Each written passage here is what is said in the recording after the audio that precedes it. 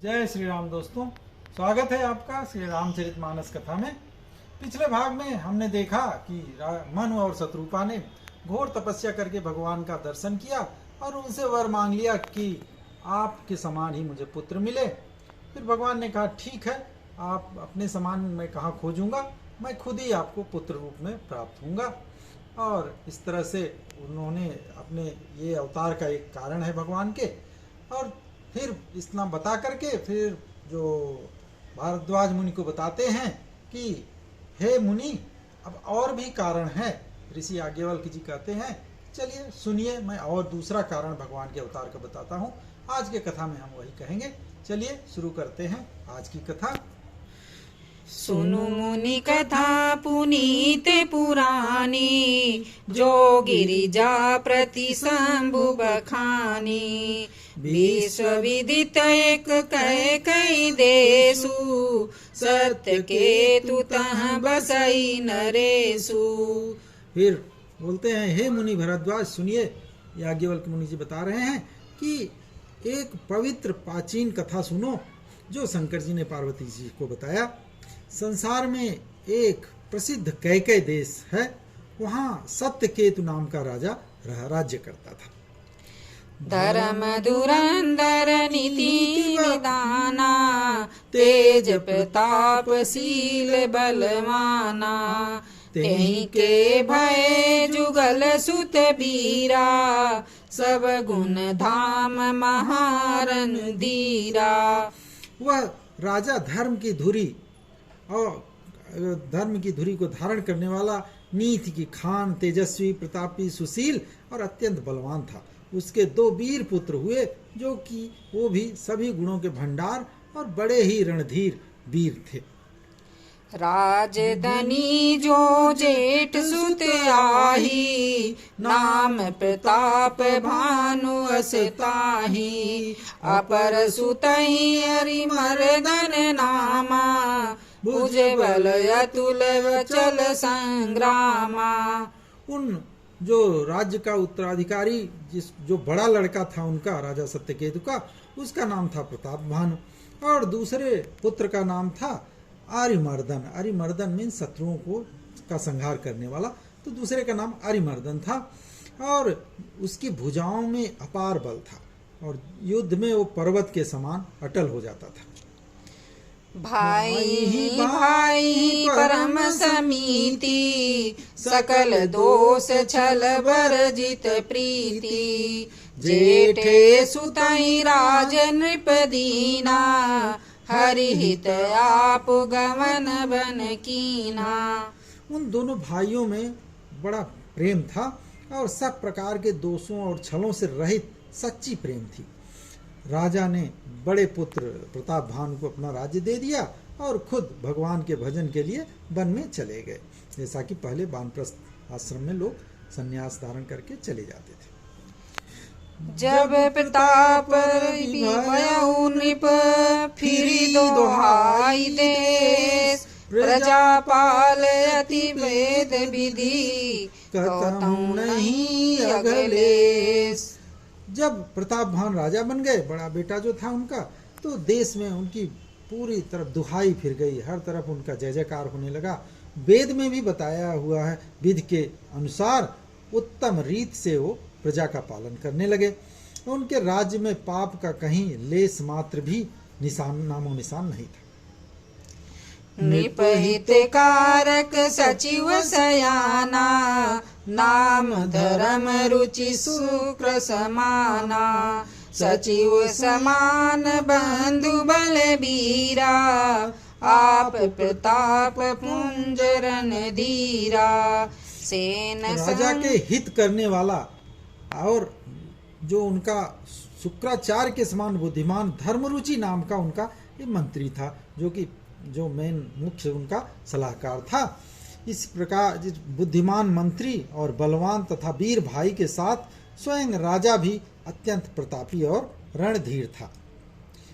सेन संग चतुरंग अपारा, अमित सुभट सब summer जुझारा। Sen below किराऊ Harsana अरु बाजे गह गहे निशाना।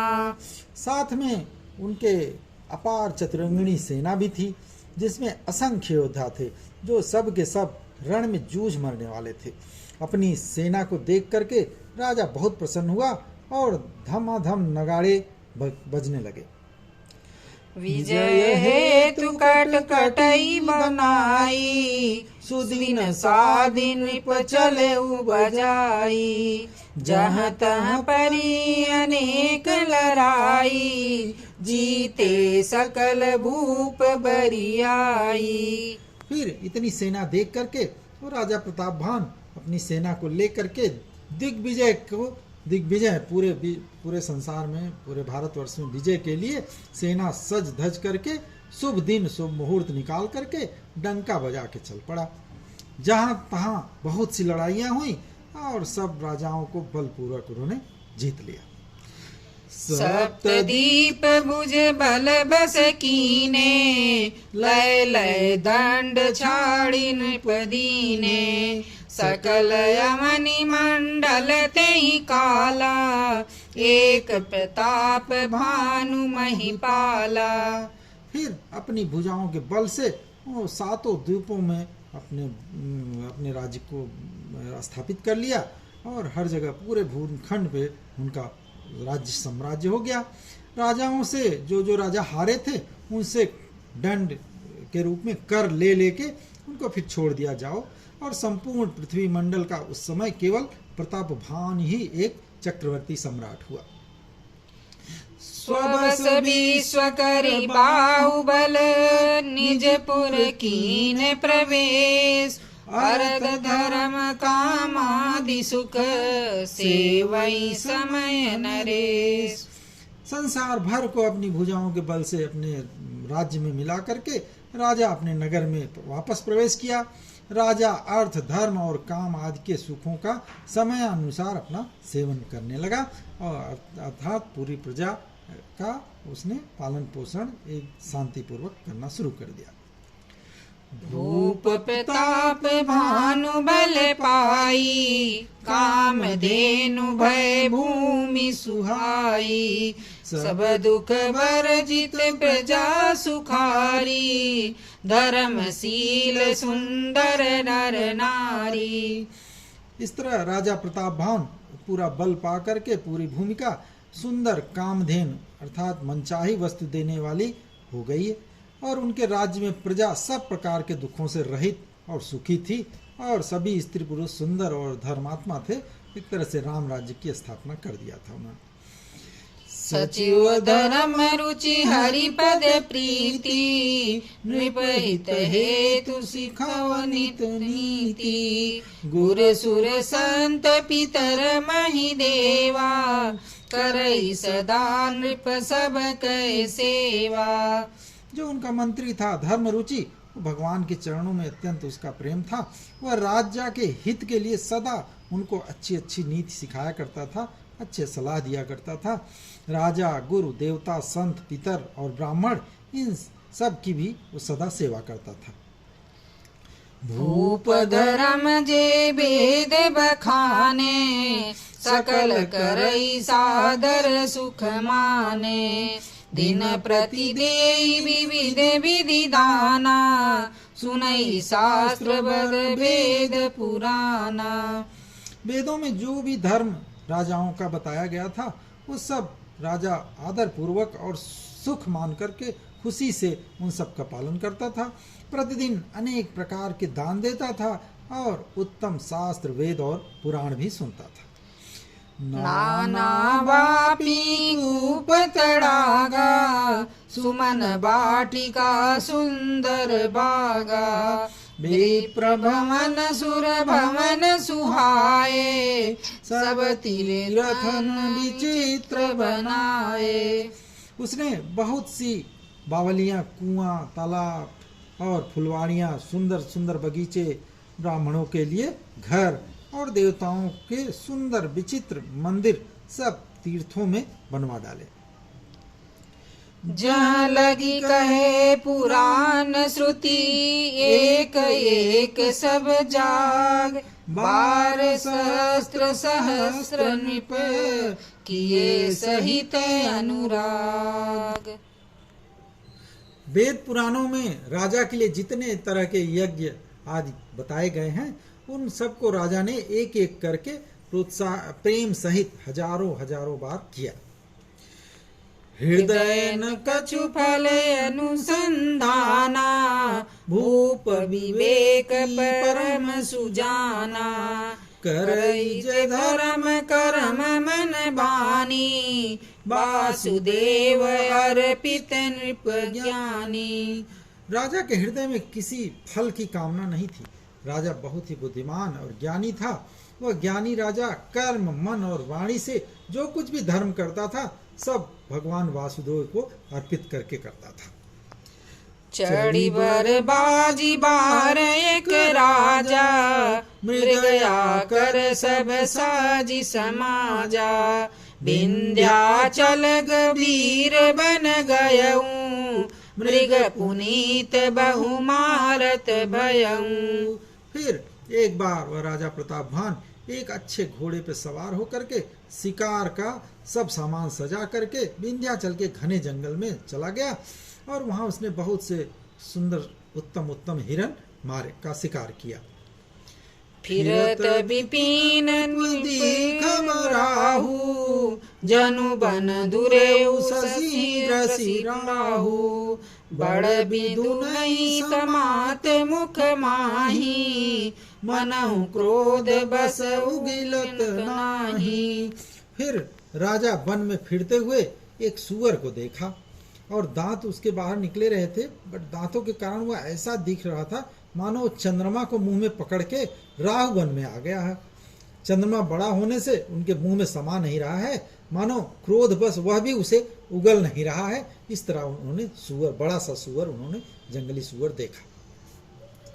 कोल कराल दसन छवि गाई, तनु विशाल पीवर अधिकाई, घुरघुरात है और पाए, चकित बिलोकत कान उठाए। फिर वो सूअर भयानक दांतों की शोभा जो कही गई है, ऐसा ही उसके भयानक दांत थे, और उसका शरीर भी बहुत ही विशाल और मोटा था। और घोड़े की जैसे ही राजा के घोड़े की आहट पाया, वह घुरघुराता हुआ कान उठाए चौकन्ना होकर के देखने लगा इधर उधर। नील महीधर शिखर सम, देखी विशाल बराव, चपरी चले वह सुटुकी नृप, हाकिन होई निगाह। नील पर्वत के शिखर के समान विशाल शरीर वाले उस सूअर को देख के राजा घोड़े को चाबुक लगाया और तेजी से चल पड़ा। उसने सूअर को ललकारा कि अब तेरा बचाव नहीं हो सकता, अब तुम मेरे बाणों से नहीं बच सकते। आवत देखी अधिक रव बाजी, चले उबराह मरुत गति भाजी, तुरत कीन नृप सर संधाना, मई मिल गयउ बिलोकत बाना। जैसे ही उसने घोड़े को अधिक शब्द करते हुए अपनी तरफ आते देखा, सूअर एकदम पवन वेग से हवा की तरह भाग चला। राजा ने तुरंत ही बाण को धनुष पर चढ़ाया, और सूअर बाण को देखते ही धरती पे दुबक गया। तकी तकी तीर महिष चलावा, करी छल सूअर शरीर बचावा, प्रगटत दुरत जाई मृग भागा, रिस बस भूप चले संग लागा। तब राजा तक तक करके उस पे बाण चढ़ा रहा था, लेकिन सूअर छल से उसको अपने शरीर को बचाता जाता था।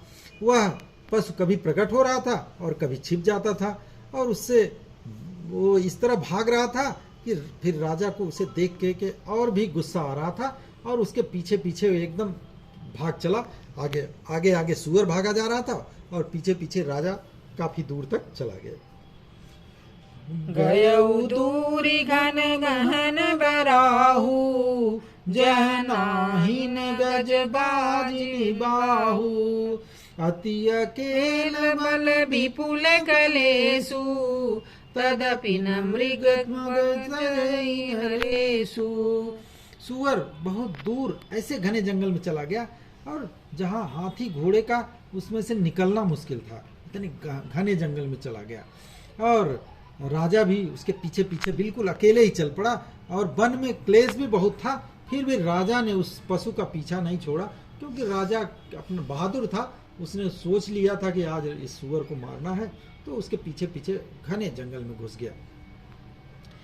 कोल बिलो की भूप बड़ धीरा, भागी पैठ गिरी मुहा गंभीरा। आगम देख नृप अति पछिताई, फिरे महाबन परे बुलाई। इतना राजा को धैर्यवान देख करके, क्योंकि राजा घने जंगल में भी उसके पीछे पीछे भागा जा रहा था, राजा प्रताप भान, उसको इतना धीरज धैर्यवान देख करके सूअर ने सोचा अब बचने का कोई तरीका नहीं है, तो भाग करके पहाड़ की एक गहरी गुफा में जाके घुस गया। और अब राजा ने देखा कि अब गुफा में कैसे घुसूं, घोड़े को लेके तो जा नहीं सकता। फिर वो बड़ा पश्चाताप करके वो लौट पड़े वापस, लेकिन उस घने जंगल में वो अपना रास्ता भूल गए। खेद खिन्न चुभित राजा बाजी समेत, खोजत व्याकुल सरित सर, जल बिनु भयउ अचेत। इतना परिश्रम करने से थक गया था राजा, और घोड़े समेत भूख प्यास से भी व्याकुल हो गया, क्योंकि बहुत देर से वो उसका पीछा कर रहा था। नदी तालाब खोजता फिरता कहीं पानी मिल जाए, लेकिन पानी कहीं मिला नहीं। अंत में पानी बिना वो बेहाल हो गया था। फिर इसके आगे क्या हुआ, उसको क्या पानी मिला या कौन मिला, ये जानेंगे हम अगले भाग में। आज के लिए बस इतना ही, तब तक रामचंद्र की जय, पवन सुत हनुमान की जय, उमापति महादेव की जय, राधावर कृष्ण चंद्र की जय।